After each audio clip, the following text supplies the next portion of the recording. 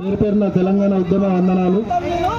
ఈరోజు doctor RS Praveen Kumar sir గారికి భద్రత తొలగించడం అనేది అత్యంత హీనమైన చర్యగా మేము భావిస్తున్నాం. ఎందుకంటే దేశంలో దాదాపు 5,000 కంటే పైచిలకు ఐపీఎస్ ఆఫీసర్లు ఈరోజు పనిచేస్తూ ఉన్నారు గ్రౌండ్ లెవెల్లో. అదేవిధంగా చాలా మంది కూడా ఈ దేశ సేవ కోసం వాళ్ళ ప్రాణాలను సైతం లెక్క చేయకుండా ఈ దేశం కోసం పనిచేసిన ఐపీఎస్లు ఐఏఎస్ ఆఫీసర్లు ఉన్నారు.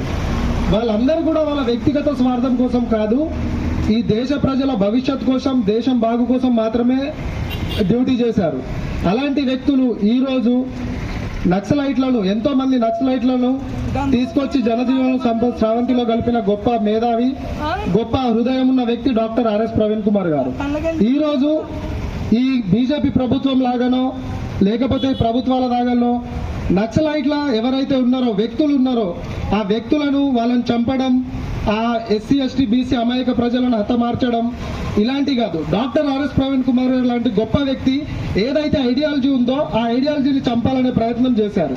ఎటువంటి ఆయుధాలు లేకుండా అడవులకు వెళ్ళి నక్సలైట్ సోదరులతో మాట్లాడి మన జీవితాలు మార్చాలంటే ఖచ్చితంగా మనం ఈ దేశంలో మనం పైకి రావాలి, మన బతుకులలో మార్పు రావాలంటే అది కేవలం భారత రాజ్యాంగం వల్లే సాధ్యమని, భారత రాజ్యాంగమే మనకి రక్షణ కల్పిస్తుందని గొప్ప ఆలోచనలతోని వాళ్ళ ఆలోచన విధానాన్ని మార్చింది.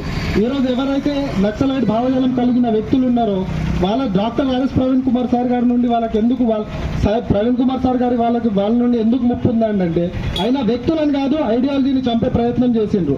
అలాంటి గొప్ప వ్యక్తికి రక్షణ కల్పించాల్సిన ఈ కాంగ్రెస్ ప్రభుత్వం ఈరోజు రాజకీయ కక్ష సాధింపు కోసం మాత్రమే doctor RS Praveen Kumar sir గారి సెక్యూరిటీని తొలగించడం అనేది చాలా బాధాకరమైన విషయం. అదేవిధంగా ఈరోజు యువతకు కానివ్వండి, లేదంటే గ్రౌండ్ లెవెల్లో పొద్దున్న లేస్తే లంగలతో, దొంగలతోని, భూ కబ్జా కోర్లతోని, లేకపోతే మహిళలని హింసించే వాళ్ళు ఎవరైతే గ్రౌండ్ లెవెల్లో ఉంటారో వాళ్ళని ఎదుర్కొనే పోలీస్ ఆఫీసర్లు ప్రతి ఒక్కరు కూడా ఈరోజు భయభ్రాంతులకు గురి కావాల్సిన సందర్భం ఇది. ఈరోజు పోలీస్ డిపార్ట్మెంట్ మొత్తం కూడా ఒక మాజీ additional DGP, IPS, president medal తీసుకున్న వ్యక్తికే ఈ ప్రభుత్వం ఈ దేశంలో రక్షణ కల్పించలేకపోతే రేపు పొద్దున్న ప్రతి ఒక్కరితోని క్రిమినల్స్ తోని హ్యాండిల్ చేసే ఏ పోలీస్ అధికారి కూడా గ్రౌండ్ లెవెల్లో వాళ్ళ డ్యూటీని సరిగ్గా చేయాల్సిన ఇంట్రెస్ట్ అనేది చూపించారు. సో దీన్ని మేము అందరం కూడా ఖండిస్తున్నాం. రేపటి తరానికి కూడా ఖచ్చితంగా ఇదొక doctor RS Praveen Kumar sir గారికి భద్రత కల్పించాలి.